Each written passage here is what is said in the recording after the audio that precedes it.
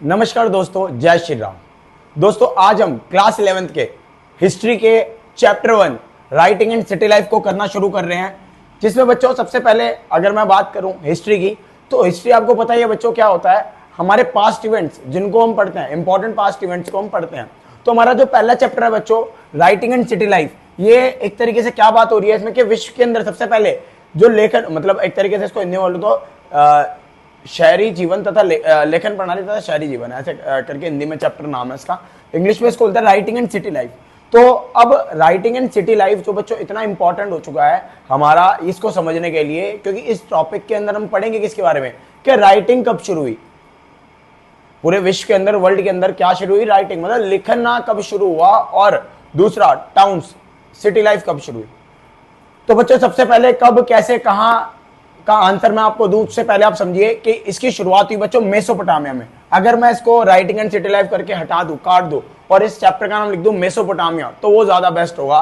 लेकिन आप 11th class हो तो एक तरीके से इसको यूनिट्स को उस तरीके से नाम दिया गया है, चैप्टर्स को उस तरीके से नाम दिया गया है कि हम इसको पढ़ बेसिक किस वजह से रहे हैं। मेसोपोटामिया का तो बच्चों पूरा इतना बड़ा इतिहास होगा, अगर हम उसको ढंग से विस्तार से पढ़ेंगे तो इससे भी ज्यादा भी हो सकता है, शायद ऐसे ऐसे 3-4 वॉल्यूम्स हो। ठीक है, तो हम इसके बारे में, हम सिर्फ मेसोपोटामिया के इसके बारे में पढ़ेंगे राइटिंग एंड सिटी लाइफ, लेखन कला तथा शहरी जीवन। तो अगर मैं इसके बारे में बात करूं बच्चों, सबसे पहले मेसोपोटामिया, मैंने बताया मेसोपोटामिया क्या है बच्चों, एक जगह है। अब क्या जगह है बच्चों ये मेसोपोटामिया? विश्व की पहली सभ्यता कही जाती है। सभ्यता मतलब फर्स्ट सिविलाइजेशन ऑफ वर्ल्ड। जैसे बच्चों आपने इंडिया के अंदर पढ़ा होगा या इंडिया के अंदर सुना होगा कि इंडिया की पहली सभ्यता हड़प्पा सभ्यता है। कहीं ना कहीं आपने सुना होगा हड़प्पा सभ्यता या मोहनजोदारो, जो ऋतिक रोशन की एक पिक्चर भी आई थी मोहनजोदारो, वो इन्हीं सभ्यताओं के ऊपर थी वो। लेकिन वो सभ्यताएं कहां की है? भारत की है। लेकिन बच्चों आज हम बात करें इसके अंदर विश्व की पहली सभ्यता, तो बच्चों विश्व की पहली सभ्यता कहां की है? मेसोपोटामिया की है। ठीक है बच्चों, अब ये जो मेसोपोटामिया वर्ड है ये ग्रीक वर्ड से बना है। किससे बना है बच्चों? ग्रीक लैंग्वेजेस से बना है, जिसके ग्रीक के 2 वर्ड हैं, एक मेसोस और दूसरा पोटेमोस। मेसोस का मतलब होता है बच्चों मिडल, मध्य, और पोटामस का मतलब होता है बच्चों रिवर, नदी। तो बच्चों जो मेसोपोटामिया है ये 2 नदियों टिग्रिस और यूफ्रेट, दजला और फरात, 2 नदियों के बीच में बसा हुआ शहर है, जिसको हम बोलते हैं क्या? मेसोपोटामिया। मेसोस और पोटामोस, मिडल, रिवर, रिवर के बीच में। तो ऐसे बच्चों 2 नदियों के बीच में जो नगर हमें मिला वो कौन सा था? मेसोपोटामिया, उसको नाम दिया गया। 2 नदियां कौन सी? टिग्रिस और यूफ्रेट्स। अब बच्चों मेसोपोटामिया आज के समय में हमें कहां मिलता है बच्चों? इराक में। आपने रिपब्लिक ऑफ इराक सुना होगा, इराक की गणराज्य सुना होगा। तो इराक में, ईरान के बिल्कुल साथ में है इराक, वहां पर आपने देखा होगा कि भाई मेसोपोटामिया जो है इराक का एक पार्ट है आज के समय में। ठीक है बच्चों, नेक्स्ट क्या लिखा है? Urban life begins here. हम इसको पढ़ क्यों रहे हैं? क्योंकि अर्बन लाइफ, शहरी जीवन यहाँ पर सबसे पहले शुरू हुआ। और वहीं अगर मैं बात करूं इंपॉर्टेंस ऑफ मेसोपोटामिया के बारे में, तो मेसोपोटामिया फेमस किस के लिए? सबसे पहले तो प्रॉस्पेरिटी मतलब संपन्नता। संपन्न मतलब हर एक चीज से भरपूर था, सारे रिसोर्सेज अवेलेबल थे, हर एक व्यक्ति यहाँ पर ढंग से रह सकता था अपना। दूसरा शहरी जीवन के, सबसे पहले शहरी जीवन यहाँ पर शुरू हुआ। वास्ट एंड रिच लिटरेचर, बड़े बड़े एक तरीके से साहित्य, मतलब लिटरेचर, क्योंकि मैंने आपको बताया कि लेखन प्रणाली यहीं शुरू हुई। तो लेखन प्रणाली राइटिंग जो है वो यहीं शुरू हुई। राइटिंग शुरू होने की वजह से यहाँ पर लिटरेचर भी सबसे पहले काफी बड़ी मात्रा में हमें पाए गए। और लिटरेचर जो, अब आप देखो बच्चों इतिहास के पॉइंट ऑफ व्यू से देखो कि विश्व के सबसे पहले लिटरेचर, विश्व का सबसे पहले लिखा हुआ एक किस तरीके का होगा, उसको अगर किस तरीके से प्रदर्शित करते होंगे, कैसे रखते होंगे, कैसे लाते होंगे, तो बच्चों वो सोचो आप। तो ये हमारा मेसोपोटामिया की क्या है कि आज से अगर मैं आपको तो मेसोपोटामिया का टाइम पीरियड होना तो 5000 ईसा पूर्व में मेसोपोटामिया की शुरुआत हुई थी। 5000 ईसा पूर्व का मतलब समझ रहे हो बच्चों? 5000 ईसा पूर्व का मतलब हुआ कि आज से लगभग 7 से 7.25 साल पहले की बात है। मतलब लगभग लगा लो 7,500 साल पहले की बात है। तो आज से 7,500 साल पहले की बात हो रही है बच्चों ये, जहां पर अगर आप देखोगे तो उस समय आज से 7,500 साल पहले, आज आप देखोगे विश्व में कई ऐसे क्षेत्र है जिनको लिखना पढ़ना नहीं आता। क्षेत्र छोड़ो बच्चों, सभ्यता ऐसी है, लोग इतने सारे हैं, संस्कृतियां इतनी सारी, कबीले, आदिवासी, ये सब विश्व में इतने सारे लोग हैं जिनको आज के समय 2024 में पढ़ना लिखना नहीं आता। और ये बात कर रहे हैं हम आज से 7,500 साल पहले की, लगभग वहां पर राइटिंग शुरू हुई। तो इसका मतलब समझ रहे हो बच्चों कितनी विशेष बात होगी इस क्षेत्र के लिए, मेसोपोटामिया के लिए। तो इसी विशेष बात के चलते ये चैप्टर आपके सिलेबस में दिया गया है। अब बच्चों मैं हिस्ट्री के लिए आपको कहूंगा कि हिस्ट्री सबको बोरिंग लगती है, ठीक है, मैं मानता हूं हिस्ट्री बोरिंग लगती है, लेकिन बच्चों जब तक लगती है जब तक हम इससे दोस्ती नहीं करते। अब मैं इसकी विशेष बात जैसे मैं आपको बता रहा हूं कि भाई ये तो एक बड़ा बहुत बड़ा काव्य खंड है कि यहां पर बहुत सारे यहां पर हमें लिटरेचर साहित्य प्राप्त हो रहे हैं। और वो साहित्य ऐसे जो आज से 7,500 साल पहले जीवन कैसा होता होगा उस समय, कितने पिछड़े हुए लोग हैं, आज के समाज में इतने विश्व भर में इतने पिछड़े लोग हैं, तो उस समय वो ऐसे रिलेट करना है हमें, ऐसे ऐसे पढ़ना है बच्चों जैसे हम उस चीज को एक तरीके से समझना है कि भाई उस समय ऐसा कैसा रहा होगा, किस तरीके से चल रहा होगा, कैसा विश्व होगा। तो उस आधार पे हमें ये सारी चीजें पढ़नी है, ऐसे हमें इग्नोर नहीं करना कुछ भी। अगर आप इग्नोर करके पढ़ोगे, ऊपर ऊपर से पढ़ोगे, वहां से लोगे क्लास के लेक्चर के अंदर, अभी करंट लेक्चर के अंदर पढ़ोगे इस तरीके से, तो फिर आपको कभी भी हिस्ट्री आपकी दोस्त नहीं बन सकती। हिस्ट्री दोस्त आपकी तब बनेगी आप अगर उस पास्ट इवेंट में अपने आप को इमेजिन करोगे। सोचो बच्चों 7,500 साल पहले वहां पर लिटरेचर थी, मैथमेटिक्स था, एस्ट्रोनॉमी थी। एस्ट्रोनॉमी समझ रहे हो, खगोल विद्या, तारों का ज्ञान, प्लैनेट्स का ज्ञान।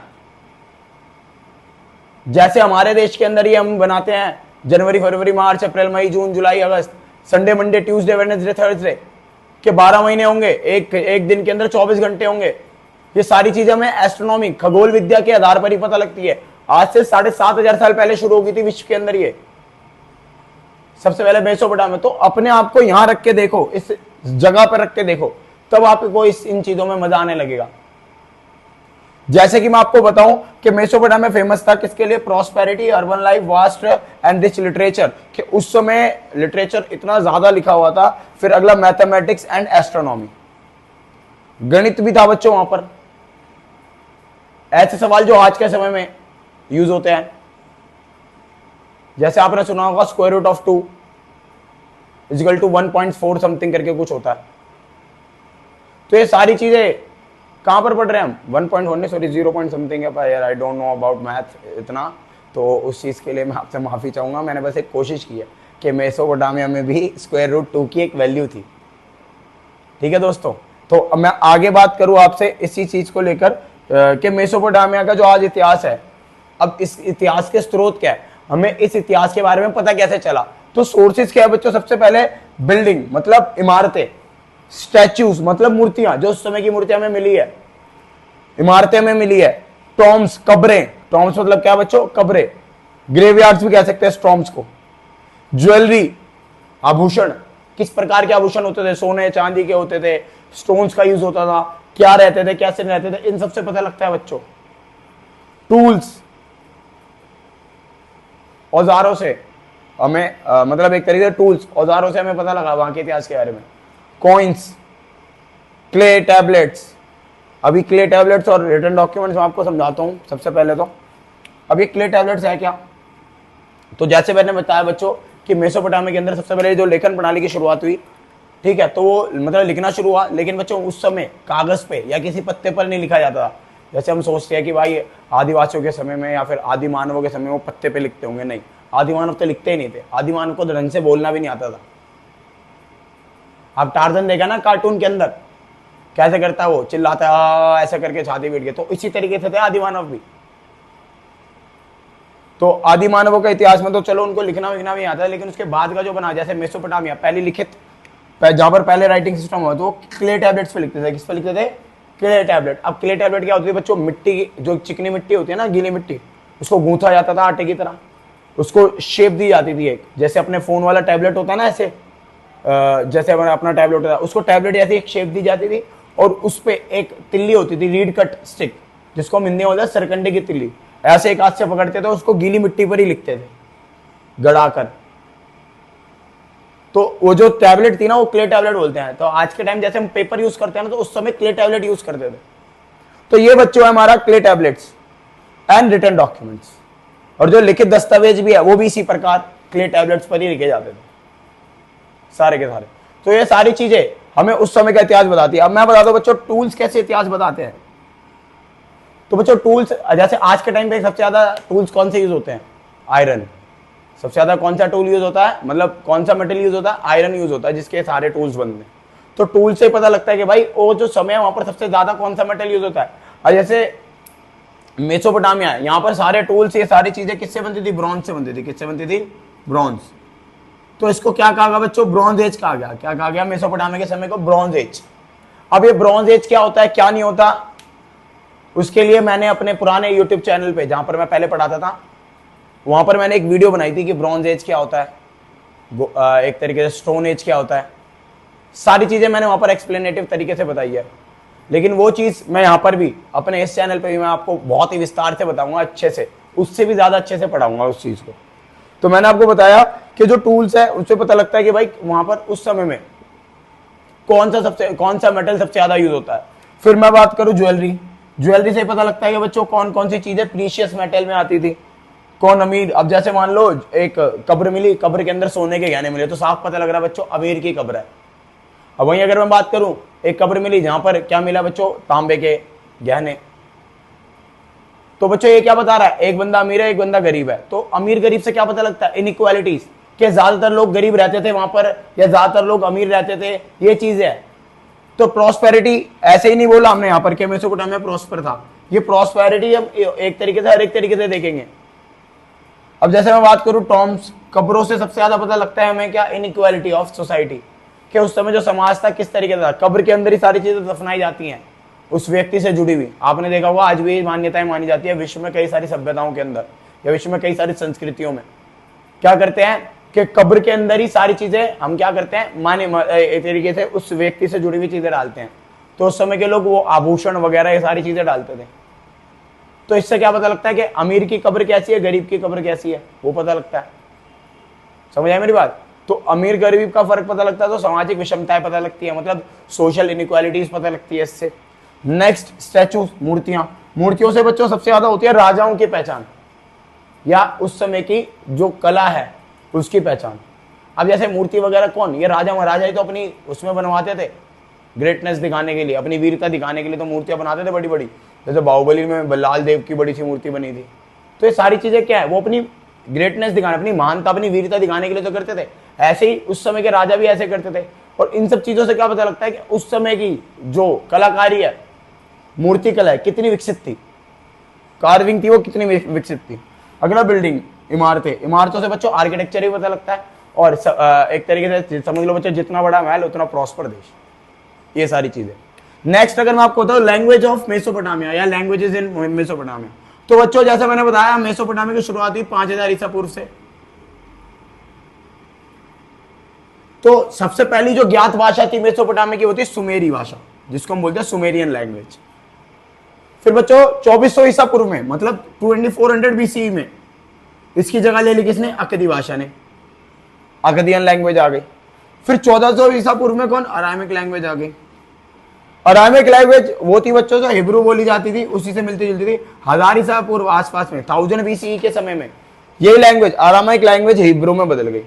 और हिब्रू लैंग्वेज वो है बच्चों आज भी इराक के कई सारे क्षेत्रों में बोली जाती है। आज भी, आज से देखा जाए तो 3-3.5 साल पुरानी वो है ये भाषा, और आज भी कई सारी जगहों पर बोली जाती है इराक के अंदर। तो सबसे पहली भाषा सुमेरियन, सुमेरियन के बाद अकदियन, अकदियन के बाद अरामिक, अरामिक के बाद हिब्रू। अब बच्चों ये 5000, 2400, 1400, 1000 ये है हमारा ईसा पूर्व। अब ईसा पूर्व और ईसवी क्या होता है अभी मैं आपको शॉर्ट में भी समझाता हूँ थोड़ी देर में, मतलब ये सारा समझाने के बाद ये सारी चीजें बताता हूँ, ये लगा रहेगा फिर मैं आपको बताता हूँ, ठीक है। तो अभी जैसे मैं बताता, towns are located in southern part of Mesopotamia.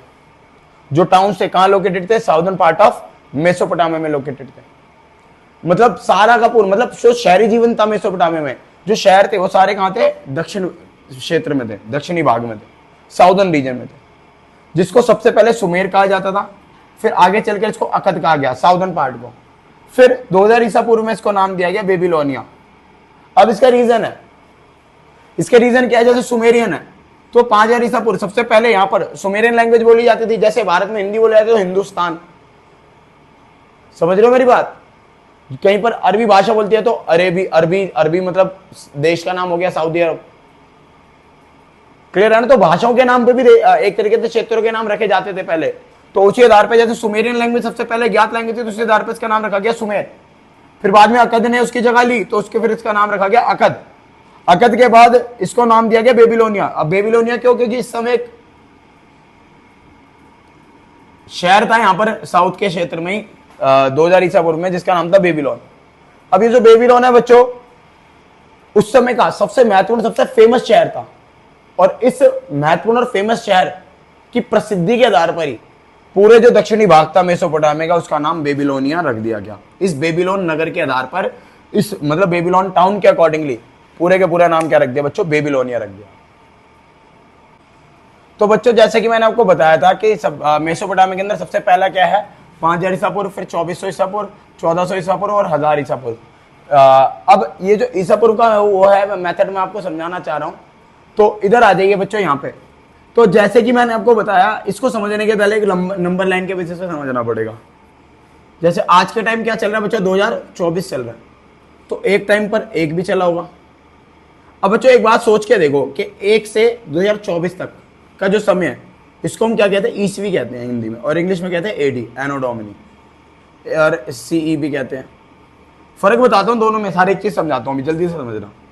अब 1 से 24 क्या हमारे विश्व के सिर्फ 2500 साल ही चला है? कैसे? पहले की सभ्यता नहीं है हमारी। हम पढ़ रहे कि भाई 500 मतलब 7500 साल पहले, हजारों साल पहले ऐसे कुछ रहा तो होगा ना कुछ।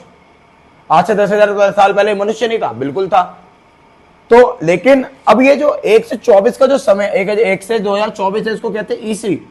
अब ये एक है ना बच्चों, इसमें कहा जाता है, मतलब जब हमारा जो गार्गेरियन कैलेंडर है, मतलब जो ईसाइयों का कैलेंडर है, वो क्या बताता है कि इस एक को जन्म हुआ किसको? जीसस क्राइस्ट का। और इसी से क्या हुआ? समय की शुरुआत हुई, गार्गेरियन कैलेंडर। क्योंकि क्या बच्चों, पूरे विश्व के अंदर जो सबसे ज्यादा मेजोरिटी में वो है कौन है? क्रिश्चियंस है। तो उसके अकॉर्डिंगली उन्होंने हर जगह पर अपने कैलेंडर की छाप छोड़ रखी है, अपनी संस्कृतियों की छाप छोड़ रखी है। तो अब उन्होंने क्या करा बच्चों? जैसे जीसस क्राइस्ट, मैं आपको बताऊं तो क्या बता रहा था मैं आपको? जीसस क्राइस्ट का जन्म हुआ, वहीं से हमारा 1 से 2024 शुरू हुआ। ठीक है, वहीं अगर मैं बात कर रहा हूं, क्या ये एक से ही लाइफ होगी? नहीं ना। तो जो 1 से पहले का समय था, इसको हमने बोला बिफोर क्राइस्ट, या फिर बिफोर क्राइस्ट बोला इसको हमने, मतलब क्राइस्ट से पहले। अब ये जो क्राइस्ट के पहले समय चलेगा, इसमें उल्टी गिनती चलेगी। जैसे मैंने इधर लिखा हुआ 1000, 1400,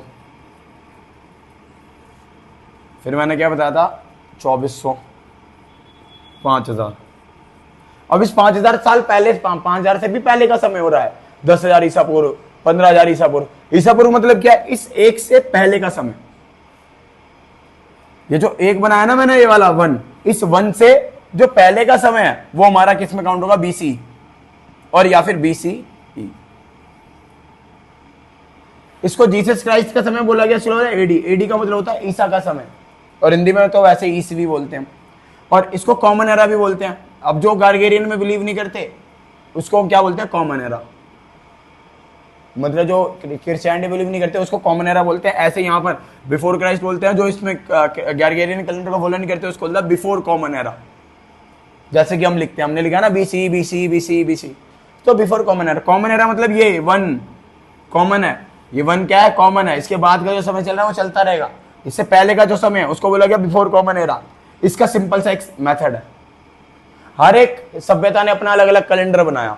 इस्लाम का अलग कैलेंडर बना हुआ है, हिंदू सभ्यता का अलग कैलेंडर बना हुआ है, लेकिन विश्व में जो सबसे ज्यादा यूनिवर्सल माना जाता है वो गार्गेरियन कैलेंडर है, जिसके बेसिस पे हम ये सारी डेट्स वगैरह लिखते हैं इतिहास की।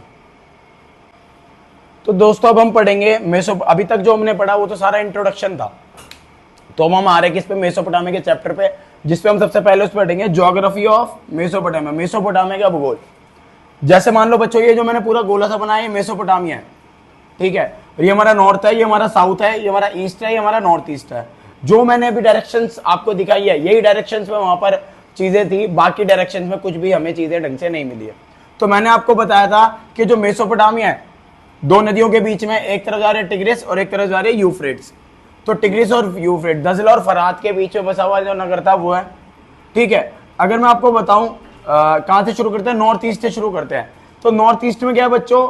एक तरीके से देखा जाए तो माउंटेनियस एरिया, जहां पर ग्रीन माउंटेन्स है। ग्रीन माउंटेन मतलब जहां पर हरियाली भी है, जहां पर क्या है बच्चों? हरियाली भी है। जैसे अगर मैं बात करूं ग्रीन अपलैंड प्लेन्स, मतलब हरे भरे ऊंचे मैदान। दूसरे पे देखिए ट्रीज कवर माउंटेन, मतलब ऐसी पर्वत श्रृंखलाएं जो वृक्षों से घिरी हुई है। अगला वाइल्ड वेजिटेशन, वाइल्ड वेजिटेशन मतलब जंगली फूल पत्ते। फिर लास्ट में देख रहे हो वाटरफॉल्स, झरने, सारे इसी क्षेत्र में थे। ये सारी चीजें, ये था हमारा नॉर्थ ईस्टर्न पार्ट। अब बच्चों मैं आगे बात करूं ईस्टर्न पार्ट, चलो ईस्टर्न पार्ट से पहले आता है नॉर्दर्न पार्ट। तो नॉर्दर्न पार्ट में क्या था बच्चों, स्टेपी ग्रास लैंड था, ये मतलब स्टेपी घास के मैदान थे। अब स्टेपी घास के मैदान है बच्चों, तो यहाँ पर क्या है, ये एनिमल हर्डिंग के लिए, पशुपालन के लिए इस्तेमाल किए जाते थे। अब पशुपालन के लिए क्या यूज किए जाते थे बच्चों, स्टेपी ग्रासलैंड यूज किए जाते थे, जिसके लिए यहाँ पर जो मुख्य जो एक तरीके से इकोनॉमिक एक्टिविटी थी, मेन इकोनॉमिक एक्टिविटी थी, वो क्या थी बच्चों, एक तरीके से देखा जाए तो एनिमल हर्डिंग। मतलब जैसे इस समय आपको पता होगा कि कृषि एग्रीकल्चर भी किया जाता था। एग्रीकल्चर से याद आया बच्चों, एग्रीकल्चर की जो शुरुआत है 6000 से 7000 ईसा पूर्व के बीच में हुई।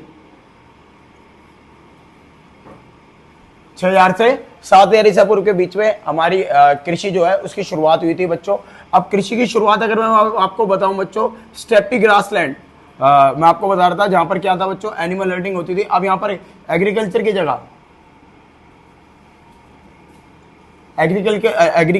एनिमल हर्डिंग को ज्यादा ध्यान दी जाती थी। क्यों? क्योंकि बच्चों यहाँ पर पशुओं को चराने के लिए स्टेपी ग्रास बहुत ही अच्छे मात्रा में उपलब्ध थी, जिससे जो यहाँ के भेड़ बकरी थे वो ये सारी चीजें खाते थे। फिर इन भेड़ बकरियों से मिलने वाली चीजों का ये लोग क्या करते थे, व्यापार करते थे। मतलब इनको कृषि से ज्यादा फायदा किस पे था, एनिमल हर्डिंग मतलब पशुपालन में ज्यादा फायदा था।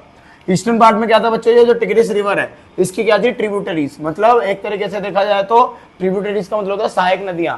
मतलब इससे आगे चलकर ये नदी, जो एक नदी ऐसे दो भागों में बढ़ती है उसको सहायक नदी कहते हैं। मतलब या दो धाराएं मिलकर एक नदी बना देती है, उसको सहायक नदी कहते हैं। तो ये झरने जो भी यहाँ पर थे, झरने प्लस टिग्रिस रिवर, ये दोनों मिलकर यहाँ पर कई सारी सहायक नदी बनाती थी। अब ये सहायक नदियां क्या करती थी बच्चों, काम आती थी किसके लिए, वाटरवेज के लिए। मतलब जैसे ईरान से बाहर जब हमें व्यापार करना होता था तो ये सारी की सारी रिवर्स हमारे लिए क्या करती थी, एक तरीके से वाटरवेज का, जल मार्ग का हमें एक तरीके से वो देती थी संसाधन। मतलब एक तरीके से जल मार्ग देती थी, जिससे हम दूर दूर जगहों पर व्यापार करते थे।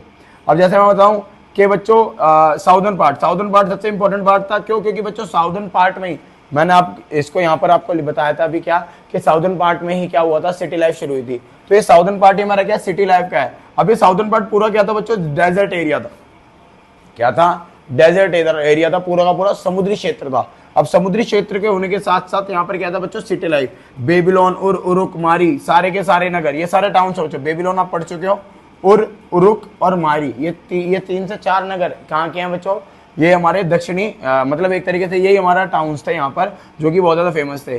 डेजर्ट एरिया था ये पूरा। अब बच्चों यही एरिया था पूरे मेसोपोटामिया में जहाँ पर कृषि अच्छे से की जाती थी, खेती अच्छे से की जाती थी। अब बच्चों मैंने आपको पढ़ाया तो रेगिस्तान है, तो खेती कैसे की जा सकती है रेगिस्तान में। तो बच्चों इसका रीजन क्या था, ये जो फरात नदी, ये हमारी जो टिग्रिस रिवर है, दजला फरात नदियां जो थी, इसकी जो सहायक नदियां, इसकी जो ट्रिब्यूटरीज थी, वो जब भी यहाँ पर बाढ़ लेकर आती थी। जैसे मान लो सिंपल सी बात है बच्चों, ये जो नदियां निकल रही हैं यहाँ पर समझा रहा हूँ, ये नदियां पहाड़ों से निकल रही हैं। कहाँ से निकल रही हैं, पहाड़ों से। अब पहाड़ों में क्या होती है बच्चों, चट्टाने, क्या होती है, चट्टाने। अब ये जो रॉक्स जो होती है बच्चों, जब ये ऊपर से गिरती हुई नदी लहर, मतलब ऊपर से गिरती हुई ऐसे लहर, मतलब नदी जब इससे टकराती है तो ये चट्टाने ना टूटने लगती हैं। तो ऐसे यहाँ पर टूट के नीचे गिरती है। जब ये पर एकदम प्लेन एरिया पे जैसे सहायक नदियां थी, तो यहाँ पर एकदम क्या होती है, चूरा हो जाती है। कभी आप जाना, अगर आप हरिद्वार वगैरह या फिर कभी आप गंगा नदी में या ऋषिकेश वगैरह में डुबकी मारी होगी, तो आप नीचे जमीन पे ऐसे हाथ मारते हो हर बार, तो मिट्टी से निकलते हैं, कहीं काली कहीं बिल्कुल ऐसे। तो वो सारी मिट्टी नहीं है बच्चों, ये जो रॉक्स थे ना, इस बारे बिल्कुल नीचे होकर चूरा होकर आ चुके हैं। अब ये जो नीचे एकदम चूरा होकर आ चुके हैं ना, ये बिल्कुल कहाँ होते हैं, सरफेस, मतलब एक तरीके से हमारी लीवर की सरफेस पे होते हैं। इसको हम कहते हैं सिल्ट। क्या कहते हैं, सिल्ट। सिल्ट को हिंदी में बोलते हैं गाद।